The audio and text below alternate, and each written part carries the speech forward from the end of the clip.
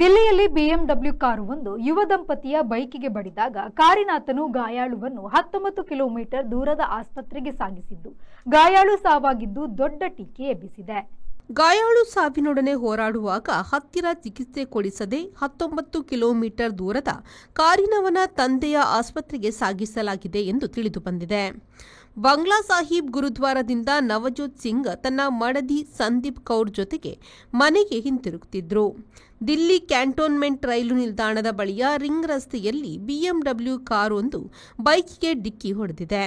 ಆರೋಪಿ ಕಾರಿನವನು ಗಾಯಾಳುಗಳಿಬ್ಬರನ್ನು 19 ಕಿಲೋಮೀಟರ್ ದೂರದ ಜಿಟಿಬಿ ನಗರದ ಆಸ್ಪತ್ರೆಗೆ ಸಾಗಿಸಿದ್ದಾನೆ. ದಾರಿಯಲ್ಲಿ 52ರ ನವಜೋತ್ ಮರಣಿಸಿದ್ದಾರೆ.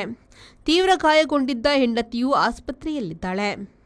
ಬಿಎಂಡಬ್ಲ್ಯೂ ಕಾರಿನಲ್ಲಿ ಗಗನ್ಪ್ರೀತ್ ಮತ್ತಾಕೆಯ ಗಂಡ ಪರೀಕ್ಷಿಸಿದ್ರು. ಅವರು ಗಾಯಾಳುಗಳನ್ನು ದೂರದ ನುಲಿಫ್ ಆಸ್ಪತ್ರೆಗೆ ಒಯ್ದಿದ್ದಾರೆ. ಆ ಆಸ್ಪತ್ರೆಯ 3 ಪಾಲುದಾರರಲ್ಲಿ ಗಗನ್ಪ್ರೀತ್ಳ ತಂದೆಯೂ ಒಬ್ಬರಾಗಿದ್ರು. ಆಕೆ ಅಲ್ಲಿಗೆ ಒಯ್ದಿರಬಹುದಾದರೂ ಅದು ಈಗ ತೀವ್ರ ಟೀಕೆಗೆ ಒಳಗಾಗಿದೆ.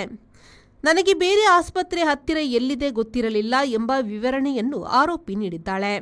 ಪೊಲೀಸರು ತನಿಖೆ ನಡೆಸುತ್ತಿದ್ದಾರೆ. ಮೃತ ನವಜೋತ್ ಸಿಂಗ್ ಕೇಂದ್ರ ಸರ್ಕಾರದ ಹಣಕಾಸು ಸಚಿವಾಲಯದ ಅಡಿ ಸಿಬ್ಬಂದಿಯಾಗಿದ್ದರು. Bureau report V4 news, Delhi.